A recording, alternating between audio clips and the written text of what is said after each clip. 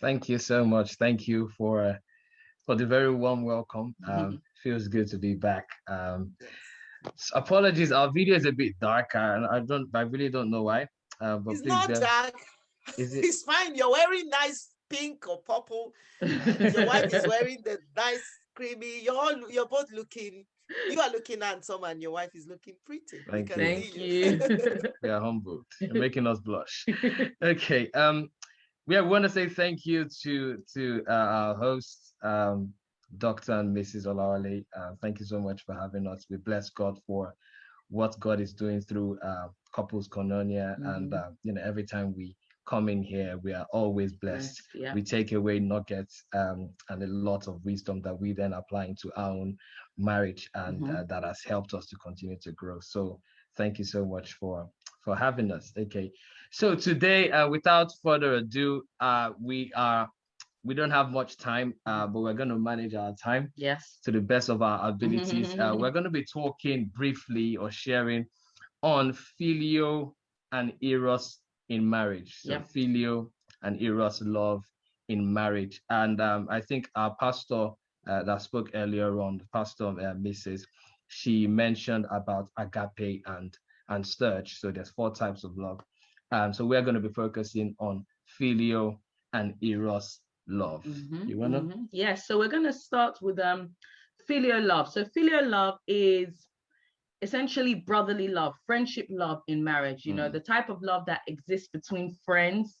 And you know, when we think of friends, even in the Bible, the two friends that come to my mind are David and Jonathan. Like they were down for each other. Like they always literally had each other's back.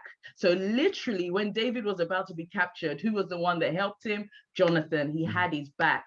And David loved Jonathan, vice versa. I mean, you must have a good level of love for a guy whose dad actually hates you. Some men, when the father of the girl hates them, they run a mile. But with David, it's like him and Jonathan even grew closer together. So you know, that's the kind of love in marriage that we should have. Yes, we're using the example of 2 men, but that's the kind of love that, you know, husband and wife should have for each other. I am down for you. I have your back, you know. And that kind of love in marriage, a filial love in marriage, can stand the test of time. Absolutely. It goes a long period of time. And you know, we're talking about David and Goliath. I said Goliath, David and Jonathan.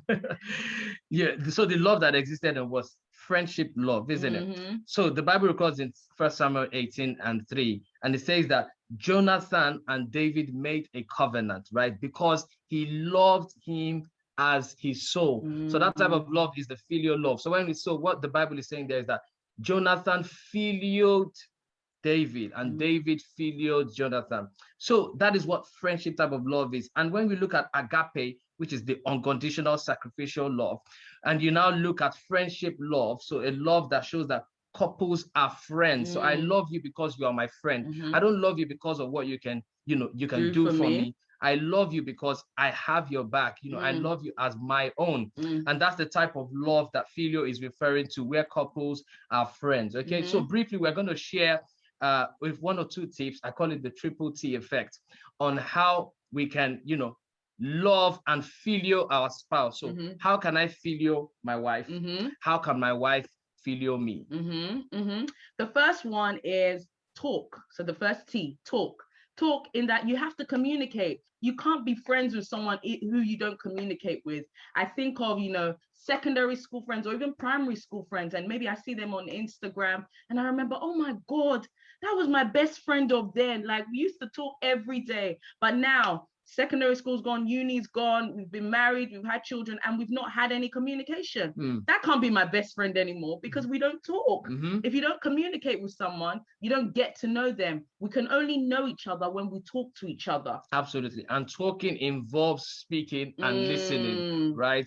Because a lot of people you know, get into the trap of just talking and you know, not listening. So I need to listen to what you're saying to me, not just talking to talk back. Exactly. And then that is how we get to know each other better. We know our likes, our dislikes. We know how to help each other. We know when we are hurting. We know when we are singing. We know when we're dancing. Okay.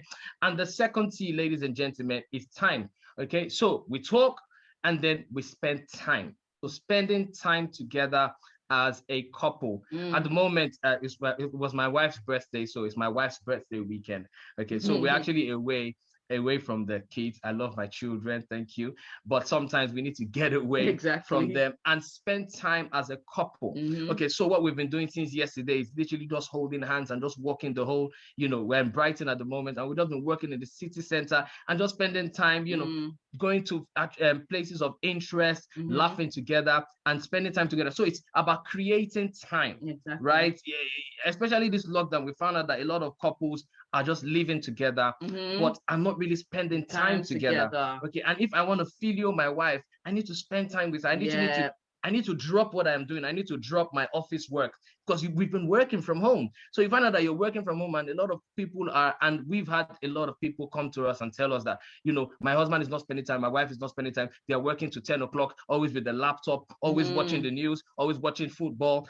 But you need to spend time with your spouse if I am to feel you and grow that friendship love that we want. Okay. Exactly. And the final T, so we've said talk, we've said time, and the final T is trust. You need to have trust. You need to have transparency. You need to have honesty and vulnerability in your marriage to build up that friendship. You're not going to want to be friends with. So let's take it back to Jonathan and David. They told each other innermost secrets.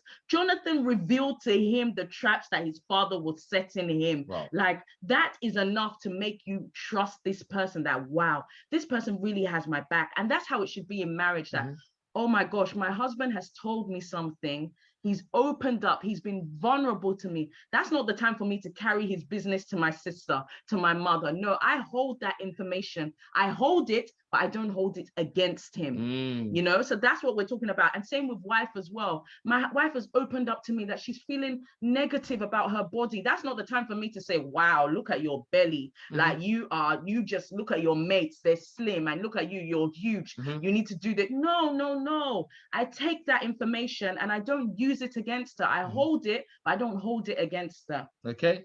I hope this is helping someone. So we have talk, time, and trust. And quickly, let us quickly talk about, I'm not sure how much time we have, but let us quickly talk about Eros. Okay. You have Eros less than love. 10 minutes. Less than 10 minutes. Less than 10. Okay, no, we're yeah, good. so 11:30.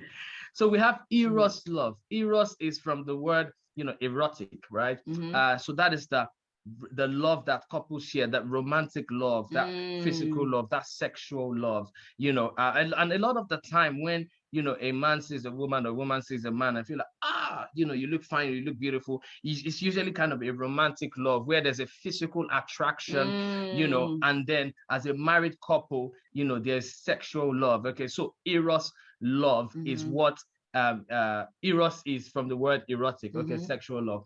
And in the same way, I think that another issue is that, with Eros love, I think as women as well, or what we found with women is this is the one that scares women the most, because we automatically focus on erotic. It must be sex all the time. But that's not necessarily the case. As you said, you mentioned the word, that kind of intimacy with each other. And we know that intimacy is not just sex. It's that, sexual love, but not necessarily about sex. All about sex, isn't it? Okay, so in the same way, quickly, how do I eros my wife?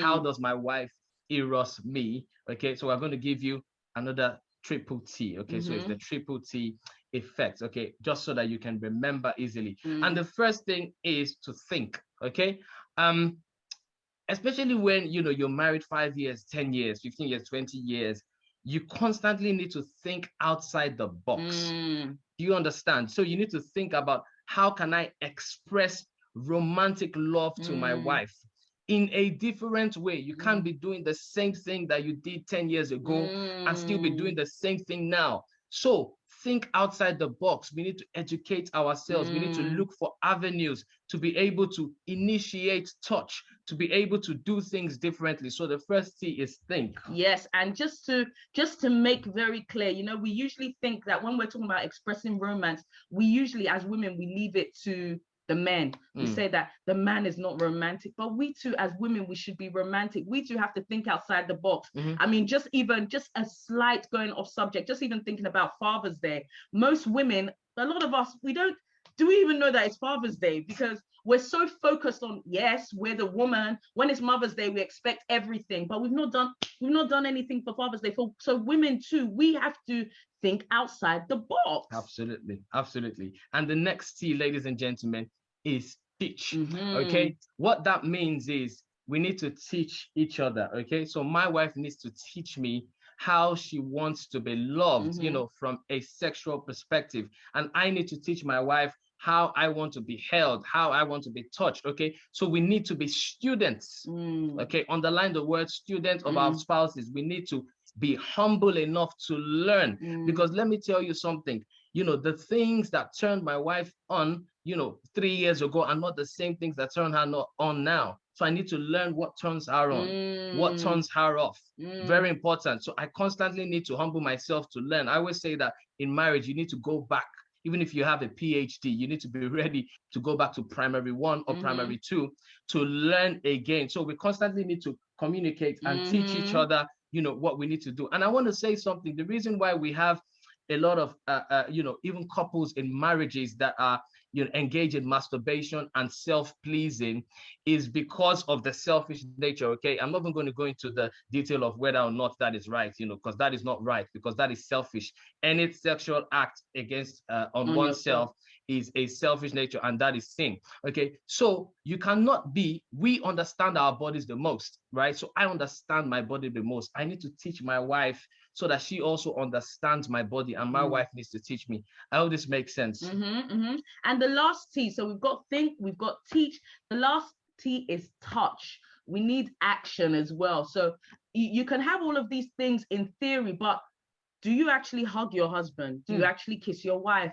Do you actually stroke them and say, oh, just something like this, just a warm touch, a warm embrace, initiate. So, a lot of people might think, oh, initiating sex or initiating a hug or a kiss should be from the man. But, as a woman as well, you too, it will show your husband that, oh, wow, okay, this woman is doing something different today. So, initiate touch, initiate hugging, initiate kissing, normalize it. Because that's another thing. We've got our children who are watching us, and our children might go into marriage thinking in marriage we don't hug, we don't say to mommy and daddy don't say to each other, I love you. And they take into their marriage that as well, that, oh, my husband should know I love him. But really and truly, if you don't say it, they won't. So say I love you. Absolutely. So when we talk about touch, we talk about both sexual and non-sexual touch.